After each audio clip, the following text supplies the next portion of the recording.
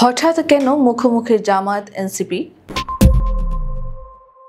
জুলাই অভ্যুত্থানের পর যেটুকু ঐক্যমত্যের বাতাবরণ তৈরি হয়েছিল তা যেন ক্রমে ফিকে হয়ে আসছে।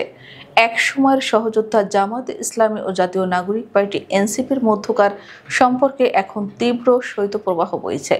সম্প্রতি এনসিপির আহ্বায়ক নাহিদ ইসলামের সমালোচনার জবাবে জামায়াতের সেক্রেটারি জেনারেল মিয়া গোলাম পরোয়ার যে অভিভাবক সুলভ হুঁশিয়ারি দিয়েছেন তার রাজনৈতিক মহলে জন্ম দিয়েছে নতুন বিতর্কের।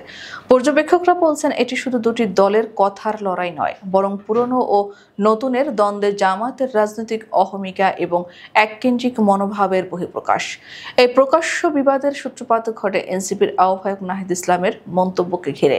নাহিদ জামায়াতের বিরুদ্ধে দুটি গুরুতর অভিযোগ তোলেন। প্রথমত, তিনি বলেন, জামাত সংবিধান ও রাষ্ট্র সংস্কারের মূল আলোচনায় অংশগ্রহণ বা কার্যকর ভূমিকা রাখেনি। দ্বিতীয় এবং সবচেয়ে বিস্ফোরক অভিযোগটি ছিল আনুপাতিক প্রতিনিধিত্ব পিআর পদ্ধতির নির্বাচন নিয়ে। নাহিদের মতে, জামায়াত বৃহত্তর সংস্কারের আলোচনাকে পাশ কাটিয়ে শুধুমাত্র পিআর পদ্ধতির জন্য আন্দোলন করছে, যা একটি সুচিন্তিত রাজনৈতিক প্রতারণা। এর মাধ্যমে জামায়াত নিজেদের সংকীর্ণ দলীয় স্বার্থ হাসিল করতে চাইছে বলে তিনি ইঙ্গিত দেন। এই সমালোচনার জবাবে জামায়াত বেছে নেয় তাদের সাংগঠনিক শক্তি প্রদর্শনের মঞ্চকে। সাতক্ষীরার তালায় এক ছাত্র যুব সমাবেশে মিয়া গোলাম পরোয়ার এনসিপিকে ছাত্রদের নতুন দল আখ্যা দিয়ে বলেন, জামায়াতে ইসলামের সঙ্গে পাল্লা দিতে গেলে তোমাদের আরো বহুদূর যেতে হবে। জন্ম নিয়ে বাপের সঙ্গে পাল্লা দিও না। গোলাম পরোয়ারের এই মন্তব্যকে নিছক রাজনৈতিক বাগাড়ম্বর হিসেবে দেখতে নারাজ বিশ্লেষকরা। তাদের মতে এই একটি বাক্যে জামায়াতের সেই পুরনো মানসিকতা ফুটে উঠেছে, যেখানে তারা নিজেদের দেশের প্রধান রাজনৈতিক শক্তিগুলোর অন্যতম মনে করে এবং ছাত্র আন্দোলন থেকে উঠে আসা নতুন কোনো শক্তিকে সমান প্রতিপক্ষ হিসেবে স্বীকৃতি দিতে নারাজ। নাহিদের সংস্কারের ভূমিকা না রাখার অভিযোগকে তিনি রক্ষণাত্মকভাবে খণ্ডন করে বলেন, ঐক্যমত্য কমিশনে আমরাই প্রথম পূর্ণাঙ্গ রিপোর্ট দিয়েছি। কিন্তু তার বক্তব্যে এনসিপিকে তাচ্ছিল্য করার সুর ছিল স্পষ্ট। তারা চাচ্ছেন আমরা যেন তাদের সমালোচনা করি, কিন্তু কেউ তো তাদের নামই নিচ্ছে না।